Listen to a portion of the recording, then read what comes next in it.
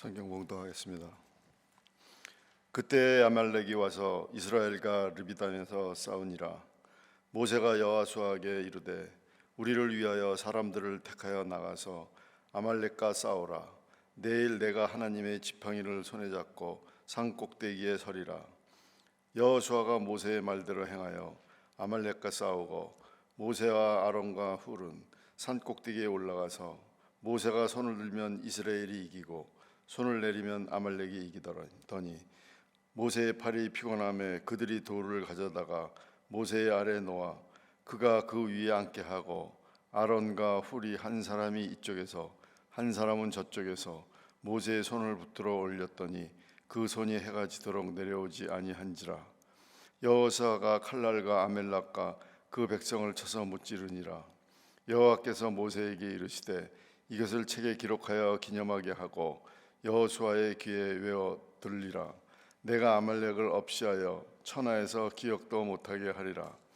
모세가 제단을 쌓고 그 이름을 여호와 니시라 하고 이르되 여호와께서 맹세하시기를 여호와가 아말렉과 더불어 대대로 싸우니라 하셨다 하였나라. 아멘.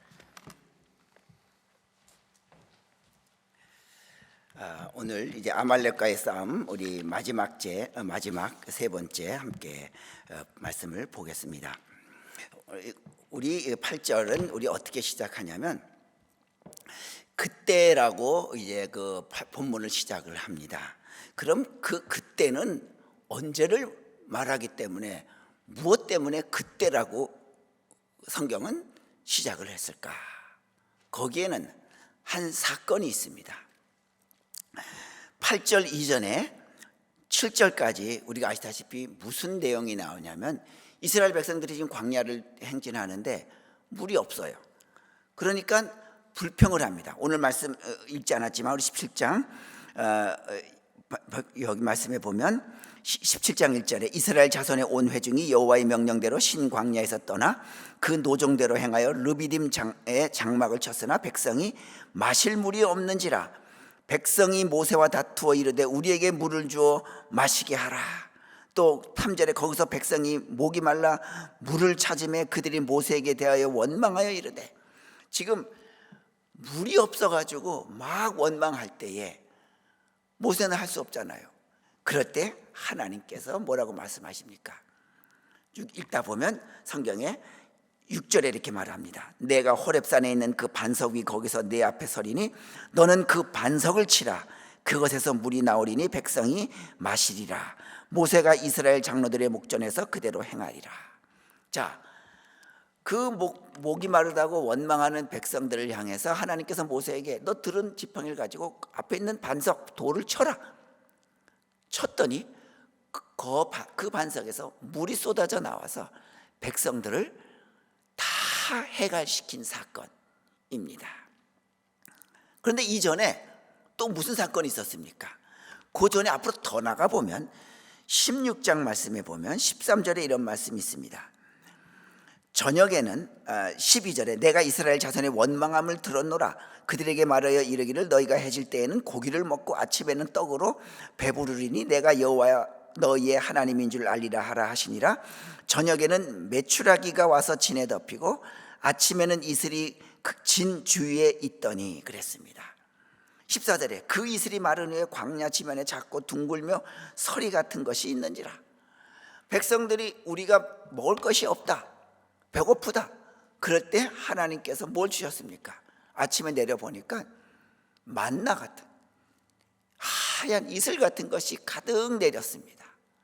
자, 백성들이 배고프다고 원망했을 때 배불리 먹여주신 하나님, 목이 마르다고 원망했던 백성들에게 그 목을 축여주신, 물을 내서 놀라운 방법으로 목을 축여주신 그 하나님, 바로 그때가 언제냐면 바로 그때란 말이죠. 배고프다고 그럴 때에 배를 채워줬고 목마르다 그럴 때에 물을 주신 그때에, 곧 그들이 광야에서 하나님의 축복을 받았을 그때에 전쟁이 일어났습니다. 지금 이 전쟁은 더 심각해요. 이제 죽느냐 사느냐 하는 문제입니다. 배고픔이 해결되고 목마름이 해결되자마자 바로 우리가 죽느냐 사느냐 하는 전쟁이 시작되었던 것입니다. 여러분, 왜 하나님께서 그때의 전쟁을 주셨을까요? 바로 이것이에요. 너희들이 배고프다고 또 목마르다고 해서 내가 배도 불리게 하고 목도 축여줬지만, 그렇다고 해서 인생에서 모든 어려움이 다 해결되느냐? 그렇지 않다라고 하는 것을 우리 하나님께서 보여주고 계시는 겁니다. 자, 우리의 삶이라고 하는 게 바로 그런 거다. 우리가 먹고 마실 것이 해결됐다고 해서 모든 문제가 사라지느냐? 인생은 그것이 아니다라고 성경은 말하고 있는 겁니다. 자, 우리가 우리나라 전쟁 직후 젊은 사람들이 항상 전쟁 얘기하면 이 꼰대라고 얘기를 하지만, 우리는 전쟁 때 이전에 태어나셨거나 전쟁 때나 직후에 태어나셨고, 바로 그 시절 이후에, 그래서 50년대, 60년대, 70년대 어떻게 보면 전쟁 직후에는 모두 배가 고파서 먹을 것에 대해서만 열심이었습니다. 지금은 먹을 것 다 해결됐습니다. 얼마나 더 맛있는 것을 있느냐를 찾아가는 게 문제예요. 그래서 이제는 먹을 것을 찾는 데 열중한 것이 아니라 얼마만큼 내가 이 풍요롭고 여유로운 생활을 즐길 수 있는가에 우리 모든 관심이 있는 거예요. 그래서 휴가를 어떻게 보내고 또 어디 가서 무엇을 보고 어디 가서 어떻게 지내고 하는 이 풍요로운 생활에 대한 열심이 이 시대의 특징이에요. 자, 전쟁 직후에 그저 먹을 것만이 필요했던, 그래서 거기에만 열중했던 시대나, 지금 모든 것이 풍요로워서 어떻게 하면 이 풍요로운 생활을 잘 즐길 수 있을까 열심인 이 두 차이는 엄청난 차이입니다. 그런데도 두 차이는 엄청나지만 공통점은 하나 있어요. 바로 만족하지 못한다고 하는 거예요. 풍요로울 때도 그러면 우리가 먹고 마시는 것이 해결되면 모든 것이 만족하느냐? 그렇지 않잖아요. 다른 것이 필요해요. 또 다른 것이 필요해요. 이 배고플 때나 풍요로울 때나 항상 사람에게는 만족함이 없다고 하는 겁니다. 그래서 우리가 살 때, 세상 살아갈 때 내가 잘 먹고 잘 마셔도 우리를 괴롭히는 일들은 항상 내 주변에 나에게 일어난다고 하는 것을 우리가 한시도 잊어서는 아니 될 겁니다. 또 그때가 바로 그때에 너희들이 먹고 마시고 그것이 해결될 때, 바로 하나님께서 그때에 전쟁을 붙여줬어요. 그들이 배도 고프고 목도 마르고 그럴 때 전쟁을 하나님께서 허락하지 않았어요. 잘 먹고 이제는 배도 부르고 해갈도 되고, 이젠 그래서 원기가 왕성할 때에 하나님께서 아말렉이라고 하는 집단과 전쟁을 있게 했던 것입니다. 여러분, 바로 그때입니다. 우리의 인생도, 우리의 인생을 가로막는 여러 어려움들이 있어요. 그런데 하나님은 우리가 싸울 능력도 없고 아무 가치도 없는 그때에 우리를 어려움에, 인생의 어려운 전쟁터에 내보내지 않아요.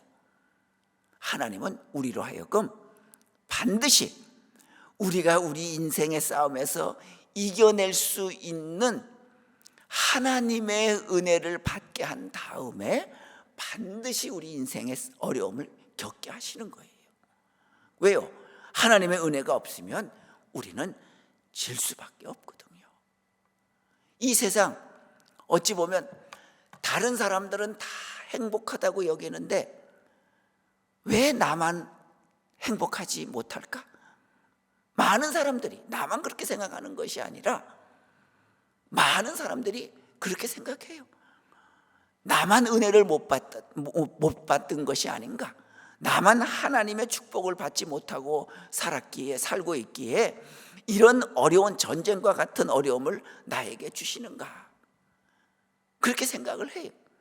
우리가 잘 아시는 쇼생크의 탈출에 보면 그 한 죄수는 10대에 그 감옥 그 교도소에 들어갔다가 지금 60이 넘었는데 거의 50년을 넘게 그 교도소 쇼생크의 교도소에 있잖아요. 그런데 그가 이제 가석방 심사위원회에서 통과가 되어가지고 이제 석방이 되는 거예요. 그런데 그는 두려워해요. 왜요? 교도소 생활이 편하거든요. 그는 교도소에서 이 도서관 사서예요. 또 물건을 구입한 죄수들이 요청한 것을 구매해가지고 나눠주는 역할. 그는 50년 이상을 감옥에 있다 보니 이 생활이 너무너무 편한 거예요. 심지어 감옥에서 까마귀도 길러요. 자기가 밥을 주면서. 그런데 나가기 싫지만 가석방위원회에서 가석방이 결정돼서 내보냈습니다. 자, 내가 나가봤더니 50년 전하고는 완전히 다른 세상이에요. 어떻게 신호등 길을 건널지도 몰라요. 신호등을 어떻게 봐야 될지도 몰라요. 차들이 워낙 많고 빌딩이 많아서 어떻게 걸어가는지도 몰라요. 결국은 어떻습니까? 남들은 그 풍요로운 세상을 누리지만 그는 그 정부에서 마련해 준 호텔방에 들어가서 그는 거기서 자살해 죽어요. 남들은 모두 풍요롭게 산다고 하지만 그는 그 세상이 어울리지 않아요. 자기한테 불편해요. 어찌 보면 우리도 이 세상 살아갈 때에 모든 사람들은 웃으면서 살아가고 기쁘게 살아가는 것 같은데 왜 나에게만 이런 삶의 어려움이 있을까? 왜 이런 시련을 평생을 내가 겪으며 살아갈까라고 우리는 생각하고 있습니다. 그러나 여러분들, 바로 하나님께서는 그런 우리에게 하나님께서 먹을 것 만나와 메추라기와 그리고 삶의 목마름에 물을 주신 이후에 하나님께서는 인생의 전쟁을 겪게 하시는 겁니다. 그러기에 나만이 아니라 분명히 나에게도 하나님이 주신 은혜가 있을 것이다. 분명히 나도 하나님께서 먹여주시고 지금까지 입혀주신 그 놀라운 은혜가 있다. 그 은혜를 깨닫고 살아가야, 그 은혜를 입고 살아갈 때에 우리가 전쟁과 같은 이 세상의 삶을 반드시 하나님께서 이기게 해주시리라 믿습니다. 자, 그런데요, 특이사항이 하나 있어요. 여러분들, 이 백성들이 이제 전쟁을 만났을 때, 우리가 조금 전에 만나를 먹기 전에 배고프다고 모세를 원망했잖아요. 또 목이 마르다고 그들이 원망했잖아요. 그들이 모세를 원망하며 3절에 모세에게 대하여 원망하되, 또 8절에 모세가 또 이르되 여호와께서는 저녁에는 너희에게 고기를 주어 먹이시고 아침에는 떡으로 배불리시리니 이는 여호와께서 자기를 향하여 너희가 원망하는 그 말을 들으셨습니다. 배고프다고 원망하고 목마르다고 원망하던 사람, 그게 이스라엘 백성들의 특징이에요. 그런데 이번 전쟁에 닥쳤어요. 이건 목마른 문제, 배고픈 문제와는 차원이 완전히 달라요. 죽고 사느냐 문제예요. 저들의 칼에 죽느냐 사느냐 문제예요. 그런데 가만 보세요. 오늘 본문의 말씀 중에 이런 먹고 마시는 것보다 더 큰 죽음의 위험에 닥쳤는데도 그들은 원망하고 불평했다는 말이 없어요. 오히려 죽기 살기로 다짐하고 나가서 싸우고 있어요. 모세는 올라가서 기도하고 여호수아와 함께한 백성들은 나가서 죽기 살기로 싸우고 있어요. 다른 모습이죠. 왜 달라요? 하나님께서 17장 1절부터는 반석에서 물을 터뜨려 주셔서 그 하나님 주시는 은혜의 폭포수를 가득 먹음으로 그들의 목이 다 해갈이 되었잖아요. 16장에는 배가 고플 때에 눈을 떠보니 아침에 만나와 메추라기로 가득히 채워주셔서 그들이 어때요? 배가 불렀잖아요. 하나님의 은혜를 가득히 체험을 받았잖아요. 바로 그들이 배도 부르고 충만히 은혜가 채워지니까 하나님에 대한, 모세에 대한 원망과 불평이 사라진 겁니다. 사람도 그렇지 않을까요? 우리가 있어야 할 것이 부족하고 모자르면 짜증도 나고요, 불평도 많고 다툼도 일어나는 거예요. 그래서 우리 살아가는 동안에 항상 기도하셔야 합니다. 하나님, 우리가 가진 것이 있어야 되는데 그것 때문에 우리에게 어려움이 당하지 않도록 하나님, 우리에게도 부하게도 마시고 가난하게도 마시고 우리에게 일정한 양을 물질도 주십시오. 기도해야 돼요. 왜요? 사람은 있어야 할 것이 모자라고 부족하면 항상 원망과 다툼과 불평이 일어납니다. 믿음도 마찬가지예요. 내게 은혜가 없고요, 내게 심령이 메마르면 강팍한 마음이 돼서 항상 불평, 원망, 사람과의 다툼, 이것이 떠나지 않아요. 그러나 우리에게 하나님의 은혜 가득할 때, 하나님의 말씀이 나에게 풍성할 때에 우리는 원망과 불평이 아니라 오히려 내 생명까지도 내놓을 수 있는 순종함이 나타나는 거예요. 그게 이스라엘 백성들이에요. 전에는 원망과 불평, 배고프다고 목마르다고 했던 그들이 이제는 여호수아와 함께 죽기 살기로 내놓고 가서 전쟁터에 나가서 싸우고 있지 않습니까? 여러분들, 바로 내 속에 하나님의 은혜, 하나님의 말씀의 풍성함이 우리를 가득 채우도록 하십시다. 내게 가득히 어느 순간 갑자기 다가와서 내 심령을 가득 채워주시는 그 단 한 문장의 한 절의 하나님의 말씀, 한 문장의 그 하나님의 말씀이 어느 순간 내 가슴을 가득히 채워서 때로는 내가 메마른 심령이 풍성하게 변해지는 경우가 많이 있습니다. 그래서요, 여러분들, 우리 그 옛말에 어른들이 한 말에 밤길을 가다가 짐승을 만나면 훈기가 있지만 사람을 만나면 한기를 느낀다고 그랬어요. 그만큼 이 진짜로 무서운 것은 짐승도 아니고 밤에 나타난다고 하는 귀신도 아니에요. 진짜로 무서운 건 사람이에요. 그래서 가만 보세요. 사랑에 빠진 사람보다 더 아름다운 사람은 없고요, 미움과 복수에 가득 찬 사람만큼 더 무서운 사람 없어요. 죄성에 가득한 사람만큼 더 추악한 사람은 없고요, 하나님의 은혜와 하나님의 말씀에 가득 심령이 가득 찬 사람, 그래서 하나님의 은혜와 말씀으로 변화된 사람만큼 아름다운 사람도 또 없어요. 이제부터 우리는 내 속에 물과 양식으로 채워진 이스라엘 백성들처럼 하나님의 말씀과 기도로 우리를 채워서 우리의 삶이 원망과 불평이 아니라 하나님이라고 하면 내가 생명을 내놓고도 따르고 순종할 수 있는 그런 말씀과 은혜로, 기도로 가득한 우리의 삶 꼭 되시기를 바랍니다. 자, 그러면 또 봅니다. 8절에 그때 아말렉이 와서 이스라엘과 르비딤에서 싸우니라. 이 르비딤을 한번 우리 주목해 보겠습니다. 자, 이 르비딤을 한번 찾아보시면요, 거기는 해발 한 200에서 300m 정도 되는 큰 계곡입니다. 그러니까 대부분 광야지대인데 거기는 어찌된지 아말렉이 공격하기 좋은 계곡이에요. 아니, 왜 하나님은 싸움을 시키려고 하면 좀 지형적으로 유리한 곳에서 싸움을 붙여야 될 텐데, 그래야 이스라엘 백성들에게 유리할 텐데, 그들에게 불리한 계곡에서 아말렉과 전쟁을 하게 해요. 왜 그럴까요?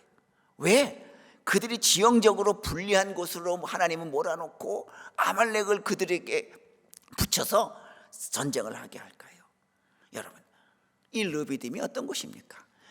비록 지형적으로는 좀 불리한 계곡이에요. 계곡에 갇혔다면 큰일 나잖아요. 그런데 르비딤이 어떤 곳이? 우리 17장 1절 말씀에 보면 이스라엘 자손의 온 회중이 여호와의 명령대로 신광야에서 떠나 그 노정대로 행하여 르비딤의 장막을 쳤으나 백성이 마실 물이 없는지라. 르비딤의 숙소를 정했는데 마실 물이 없으니까 쭉 2절 3절 쭉 읽다 보면 백성들이 원망할 때에 그 르비딤에 있는 반석을 쳐서, 다시 한번 제가 읽어드립니다. 6절에 내가 호렙산에 있는 그 반석 위 거기서 내 앞에 서리니 너는 그 반석을 치라. 그것에서 물이 나오리니 백성이 마시리라. 그 르비딤에 있는 그 반석, 큰 바위덩어리겠지요. 치라, 막대기 지팡이로 쳤더니 물이 나와서 백성들에게 목을 축여준 그 장소가 르비딤이에요. 그건 뭐예요?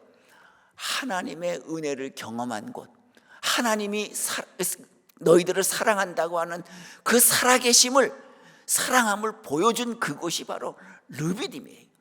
그래서 비록 지금은 계곡이라 싸우기에는 절대적으로 불리한 곳이지만 하나님이 살아계심을 체험한 곳, 하나님의 은혜를 체험한 곳이잖아요. 바로 하나님께서는 그것입니다.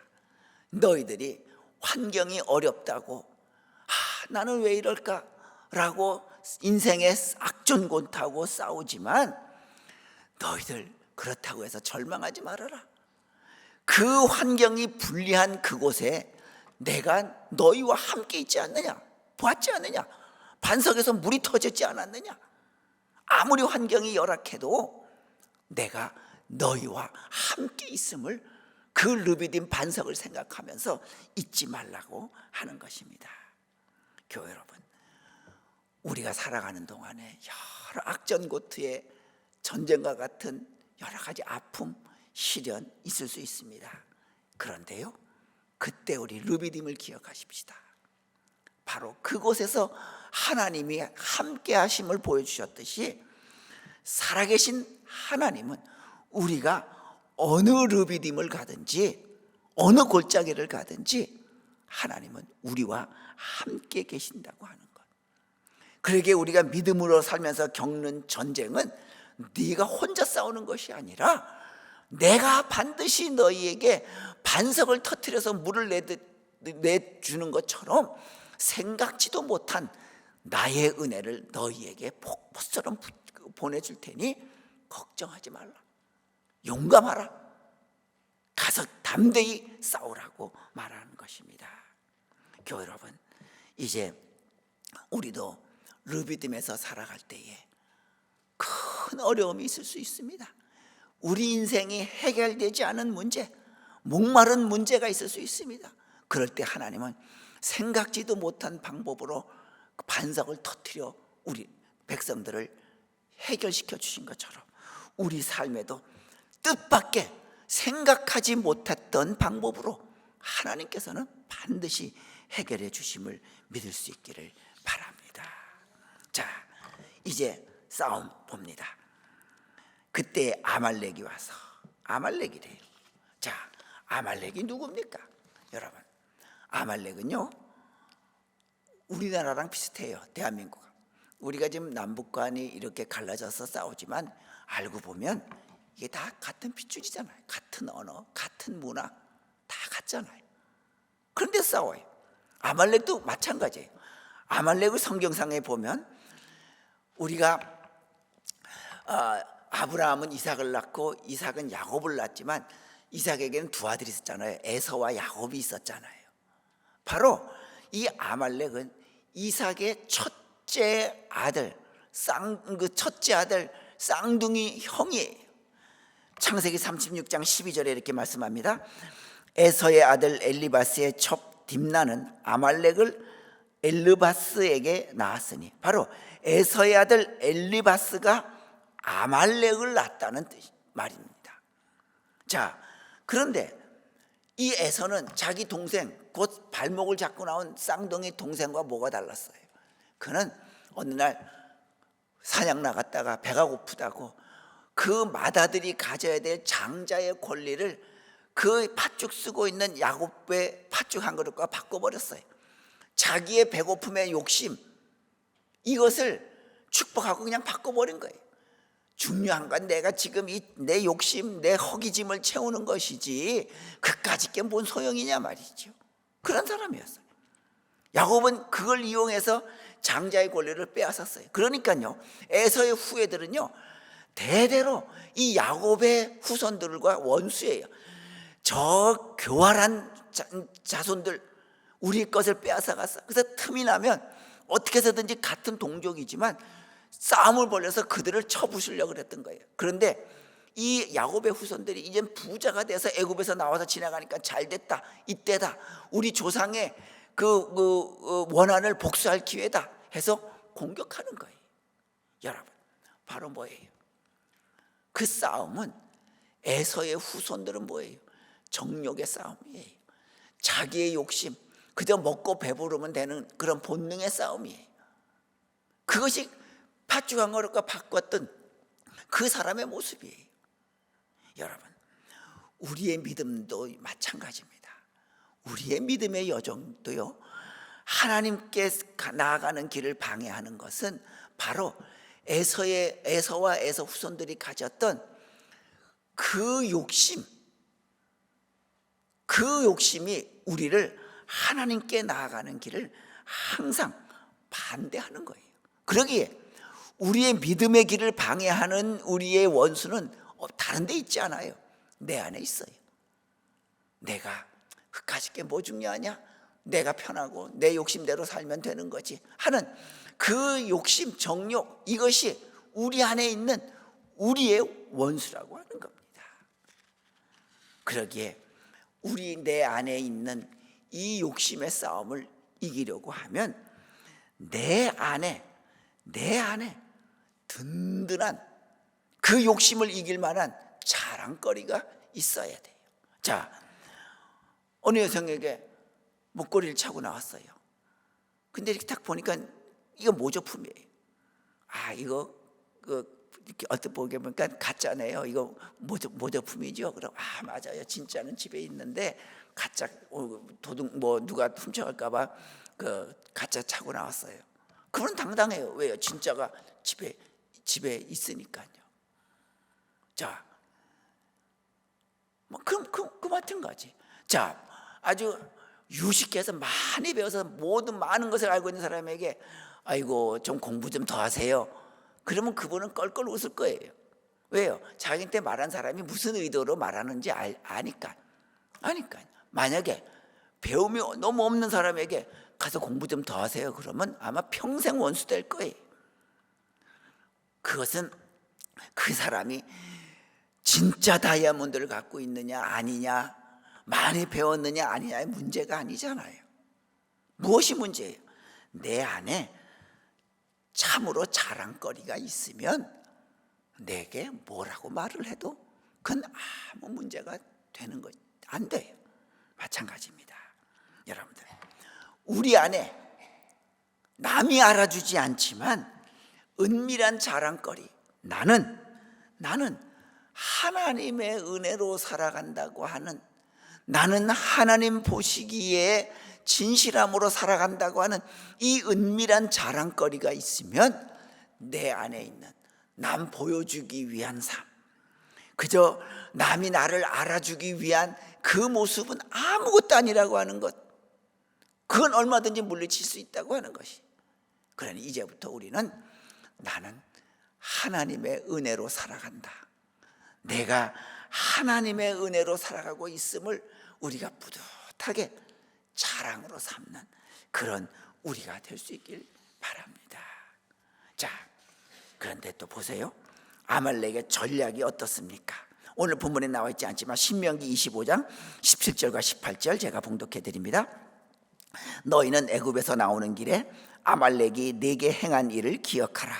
곧 그들이 너를 길에서 만나 네가 피곤할 때에 내 뒤에 떨어진 약한 자들을 쳤고 하나님을 두려워하지 아니하였느니라. 자, 지금은 이제 이 전쟁 끝나고 한참 후에 거의 이스라엘 백성들이 가나안 땅에 다 들어가기 직전에, 그때 하나님께서 백성들에게 말씀하시는 거예요. 여호수아를 통해서, 모세를 통해서. 자, 너희들 예전에 거의 40년 전에 아말렉이 너희들을 그 르비딤 계곡에서 그 공격 싸움을 걸던 그때를 한번 돌아봐라. 그들은 그때 어떻게 쳐들어왔느냐. 다시 봅니다. 내 뒤에 떨어진 약한 자들을 쳤고. 자, 아말렉은요, 앞에서 공격해온 것이 아니라 가만히 있다가 그들이 지나갔을 때 거의 뒷부분에 그 남겨진 뒤에 뒤처진 자들을 공격을 했어요. 자, 바로 이스라엘 등 뒤에서 공격한 것이 아말렉 군인들이에요. 아말렉의 싸움의 전략이에요. 전쟁의 방법이었어요. 자, 바로 여러분들, 사탄이 우리를 공격하는 방법이 이와 똑같습니다. 이게 사탄의 방법이에요. 어떻게 해요? 첫 번째가, 사탄은 우리를 공격하는 방법이 우리로 하여금 나는 남들에 비해서 뒤처져 있어. 그 뭐예요? 자기로 하여금 자기 비하, 자기 열등감, 나는 다른 사람들에 비해서 무가치한 사람이야 하는 자기 열등감, 자기는 뒤처진 사람이야 라고 열등감을 갖게 하는 것이 바로 우리를 향한 사탄의 전략이라고 하는 겁니다. 지식채널2라고 하는 책, 그러니까 EBS 한국의 교육방송에서 그 방영됐던 것을 그 책으로 묶은 건데요. 거기에는 일본이 우리나라를 강점할 때 우리나라 들어와서 우리나라를 어떻게 지배할 건가의 그 방법을 그들이 기술했어요. 거기에 보면 일본이 우리 와서 점령할 때에 우리를 지배하는 방법 중에 하나가 바로 뭐냐면, 우리의 한국 사람, 그다음 조선이라고 그랬죠. 우리 조선 사람들로 하여금 조선의 역사, 조선의 전통을 알지 못하게 했을 뿐만 아니라 우리 조상들의 무능함, 또 악행을 들추어내서 이것이 바로 너희들의 조상이다. 그러니 너희들은 이런 조상을 다 이제 버리고 우리의 통치에 순종해라. 그러면 우리가 너희들을 잘 지켜주겠다. 그 방법이 뭐냐면 여러 가지 방법 중에 당쟁이에요. 당파 싸움. 그래서 우리 내리에도 우리 조선은 뭐 남인, 북인, 노인, 소인 이게 늘 싸웠구나. 그런데 가만 보세요. 어느 나라 치고 당과 당이 안 싸우는, 진보와 보수가 안 싸우는 나라가 있어요? 이 나라도 국민당하고 노동당하고 늘 한번 국회 방송 보세요.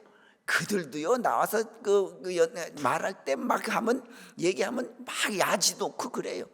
어느 나라도, 미국도 트럼프하고 바이든 전쟁 보세요. 그 백악관도 막 점령 쳐들어가잖아요. 어느 나라 치고 당쟁 없는 나라 없어요. 그런데 유독히도 이 조선은 그렇다. 그 당시에 그 정보, 세계에 대한 정보가 뭐가 있겠어요. 그러니 이 조선은 옛날부터 너희들은 권력을 좋아하고 싸움을 좋아하는 그런 나라, 그런 조상들이었다. 그러니 그런 조상들은 다 필요 없다. 이제 우리가 잘 살게 해주겠다 말이죠. 바로 그거예요. 그래서 일본은 어떻게 해서든지 우리나라가 그렇구나, 우리나라는 정말 볼품없는 나라구나, 그런 열등의식을 갖게 한 것이 바로 일본이 우리에게 노린 것이 열등감입니다.